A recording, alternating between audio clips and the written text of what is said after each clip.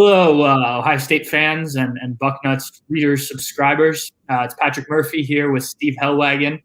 We're doing kind of an emergency podcast video here to talk about today's big news, which obviously you've probably heard at this point. CJ Stroud is definitely not going to start on Saturday against Akron.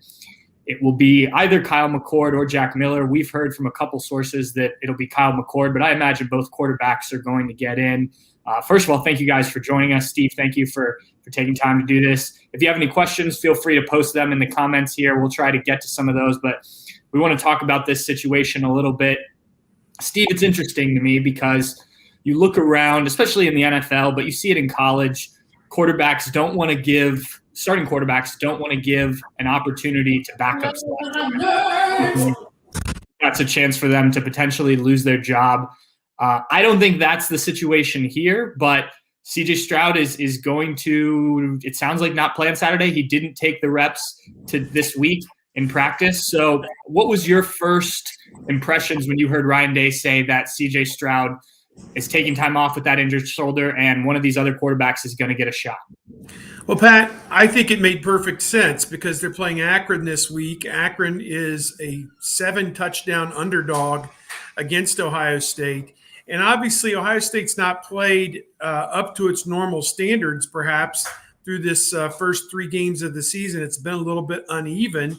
And yet, Akron is certainly a lesser opponent. There's no question about it. Coming from the Mid-American Conference, their coach, Tom Arth, in his third year, his record is 2-19 as the head coach, and they lost their opening game 60-10 at Auburn. So if there was ever a time for Ohio State to trot out another quarterback, or in this instance, 2 quarterbacks who really haven't played, to play in a game, this would appear to be that time. So it made perfect sense. It's obvious that CJ Stroud did not play up to his capability last week, whether it was the shoulder or anything that Tulsa was doing.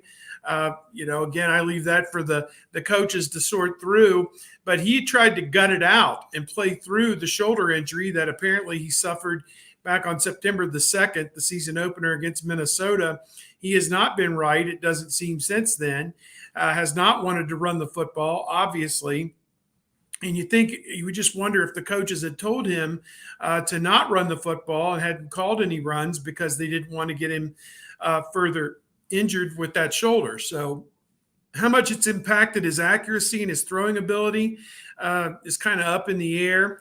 Ohio State's gotten off to 3 very slow starts in the games that he has started, averaged just 10 points in the first half of each of those first 3 games. And this offense is capable of so much more. I mean, we just know that because you've got the outstanding running back, Travion Henderson, as well as Master Teague and Mayan Williams ready to go at running back. And, of course, you've got those great wide receivers, 3 of them 100 yards against Tulsa. So to me, Pat, this makes perfect sense that you give Stroud an extra few days to get rested up. This game, they figure to win regardless of who plays at quarterback for this team that's on this team, obviously, between Kyle McCord and Jack Miller. And you get Stroud and give him a chance to get healthy because next Saturday, the bullets are going to start flying for real. This is at Rutgers next Saturday. And really, everybody that's left on the schedule for Ohio State has distinguished themselves in the non-conference. I mean, Indiana has 2 losses, but they were to 2 very good teams, Indiana and Cincinnati. Purdue lost to Notre Dame. Pretty much every other game, the rest of the teams Ohio State's playing, they've won them. So, you look at it, you just say, tough schedule ahead for the Buckeyes, and get Stroud ready to go. So let's talk about the other 2 quarterbacks, because I think that's what people are most interested in. We'll come back to CJ Stroud here towards the end. We've heard it's going to be Kyle McCord. Jack Miller, I imagine, will get in if what we're being told is correct. So we'll start with Kyle. Obviously, a true freshman. He has not played in a game, not at all, unlike Stroud and Jack Miller coming into the year. But a 5-star kid from Philadelphia, put up some really big numbers in high school, had over 1,500 passing yards as a senior, 2,800 passing yards in 2018. So the kid can sling it. He's athletic, but not crazy athletic. Buckeye fans have only really seen him in the spring. I know you've done some stuff about him. What do you expect to see out of Kyle McCord in what will be his first real game in the horseshoe? Well, I think they're going to use common sense here, just as they did with CJ Stroud, and get him started the right way with some high percentage throws. And obviously, it helps that his baptism is going to be ushered through with those great wide receivers, Chris Olave, Garrett Wilson. They have not taken full advantage of Jeremy Ruckert yet at tight end yet. Jackson Smith-Njigba, obviously the other receiver. Those guys are going to be counted on to make plays. You can always dump the ball off to Travion Henderson, as we saw against Minnesota. He caught that short pass from Stroud, cut through the defense, picked up some blocks, was gone. So I think they're going to rely on the running game as well. They're going to have Henderson at their disposal to run the football and get him out on the perimeter and see what's going on. So it's not just Kyle McCord going out there, trying to, lead the offense out of the darkness. It's Kyle McCord, you're the distributor. Get the ball to the guys who can make plays in positions where they can make plays and let them go do it. And I think that's what's going to be a lot of fun and very interesting to watch on Saturday. McCord, you mentioned his yardage totals and everything. I think his team played a reduced schedule last year because of COVID. Yeah. Still won, I think, a division or state championship. However, state championship, yeah. Decided there in Pennsylvania. He and Marvin Harrison Jr. made some beautiful music together there the last couple of years. So I am, like a lot of people, excited to see McCord in his first instance to play for the Buckeyes. And yet Jack Miller as well has earned his time, has earned his spot.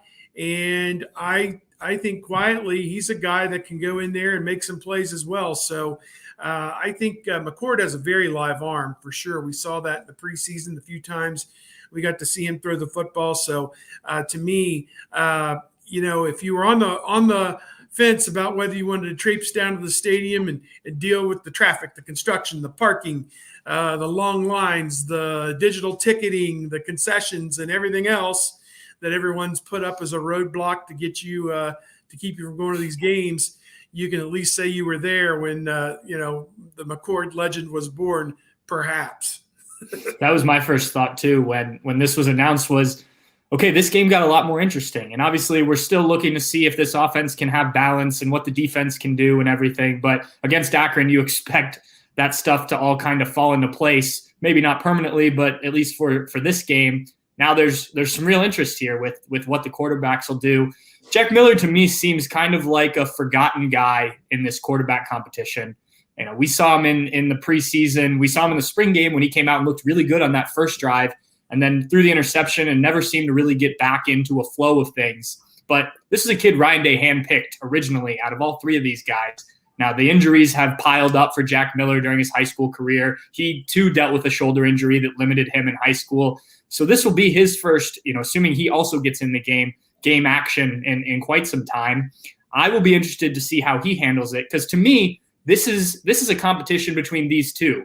CJ Stroud is probably going to come back and take the job over. We'll talk about that, assuming he gets healthy. But these two are still competing for the backup job if something were to happen to Stroud. This seems like an opportunity for, assuming Kyle McCord does start the game, if Jack Miller gets in, to show that he's a real player in this conversation too. Don't you think, Steve?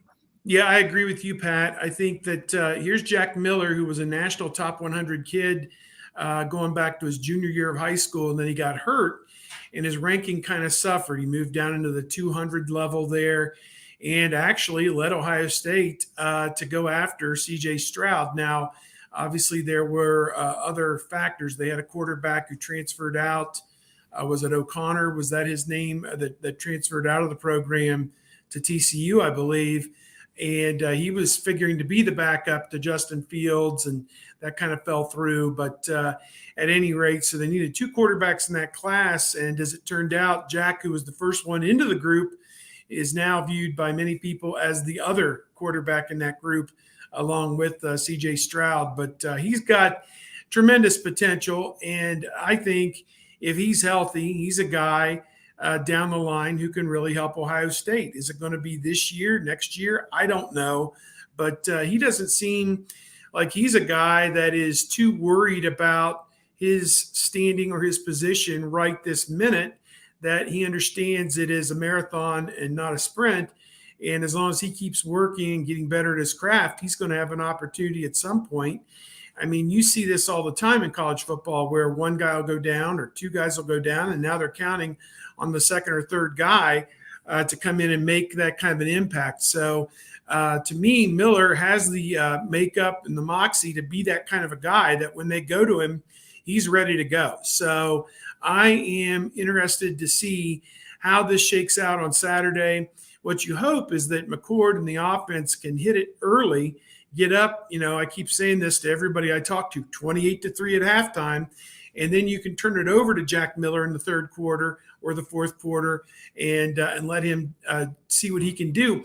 But for McCord, this is really important because he's never played. He's got to get some reps because the following week against Rutgers, if something were to happen to Stroud, let's say he's not ready, let's say he gets into the game and gets hurt again, then you need to turn to somebody to go win that game on the road against a Rutgers team that's been respectable, wins over Temple and Syracuse. I don't think, we're going to confuse, Rutgers with the 27 Yankees just yet, but I think that a quality team nonetheless, and particularly at their stadium, very competitive. So I think that and the challenges are only going to get tougher week after week following that. I mean, you've got Maryland, a team that's beaten West Virginia, a team that's beaten Illinois.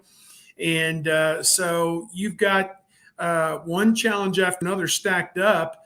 And given the state of the Ohio State defense, which we haven't spent 1 second talking about, it's almost incumbent on the offense to go out and get 40 points a game to outscore its defense. So a lot of pressure put on those young quarterbacks to produce.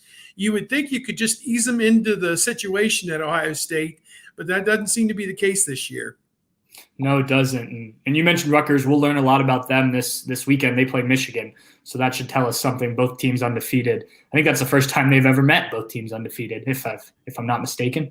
But the third guy that would have been in this conversation is a guy that we haven't really talked about at all since the season started, except this week, Quinn Ewers. Ryan Day said today that as of right now, he is unavailable.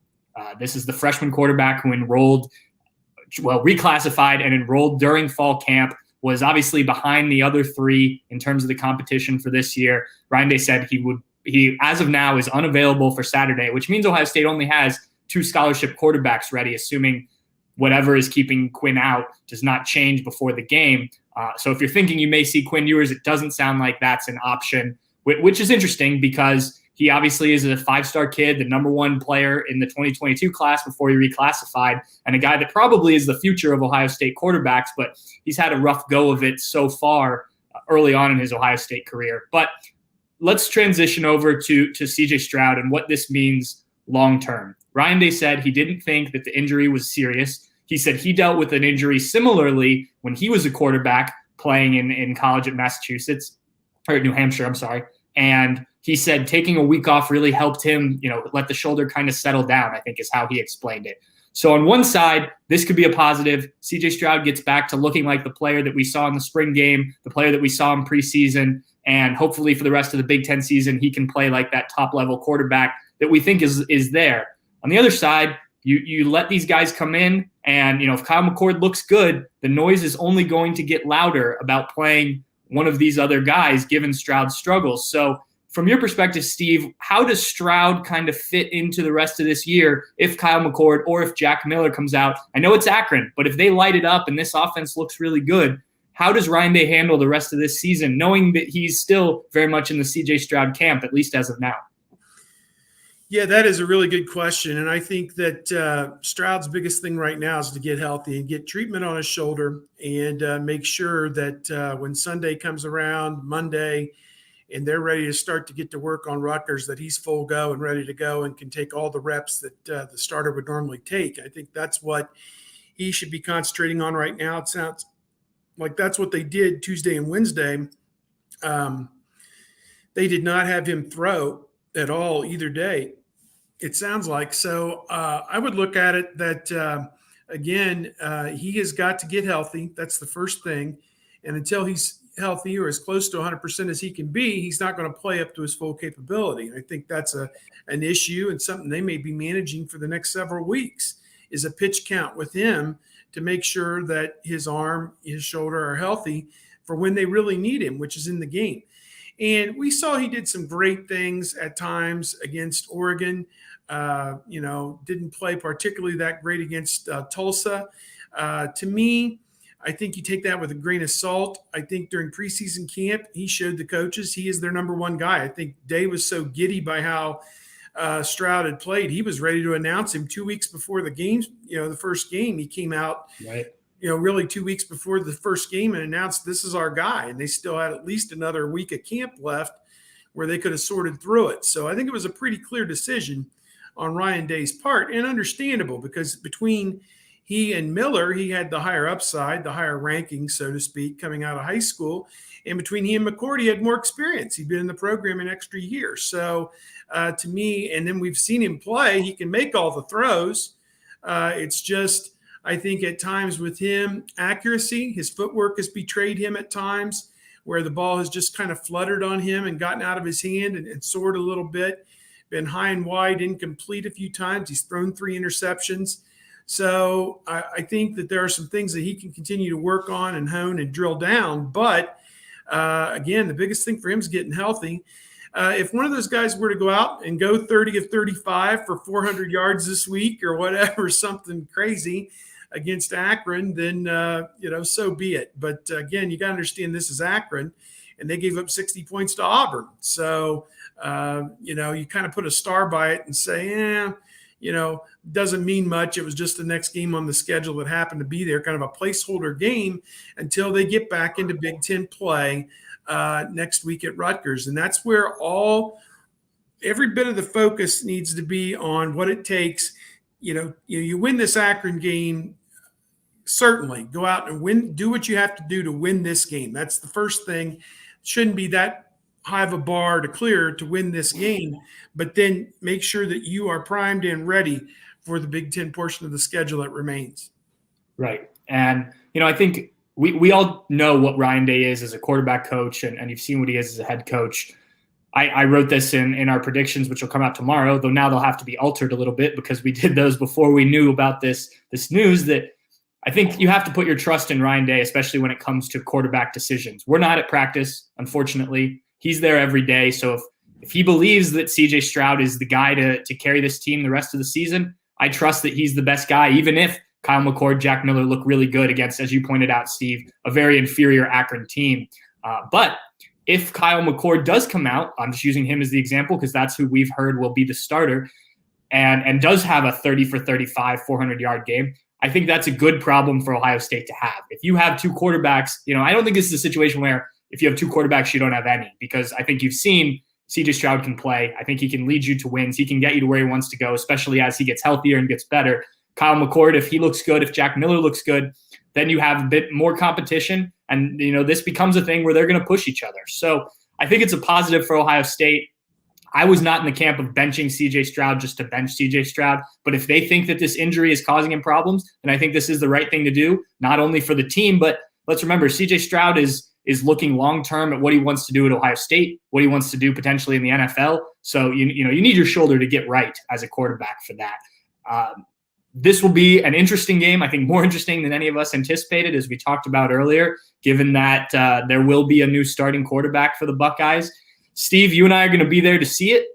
We will have all sorts of stuff, not only after the game, but leading up to it. I think this is going to be a fun one, more fun than anyone anticipated. And we'll have I was going to say front row seat, but we sit pretty high up there at Ohio Stadium to see it. Stories up, yeah. Yeah.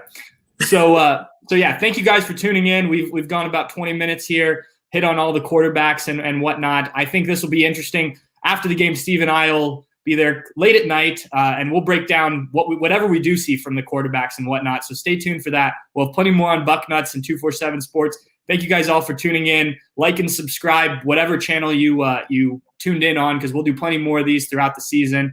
And I appreciate Steve taking time out of the day to chat with me. Yep. Take care, everybody. We'll see you guys Saturday.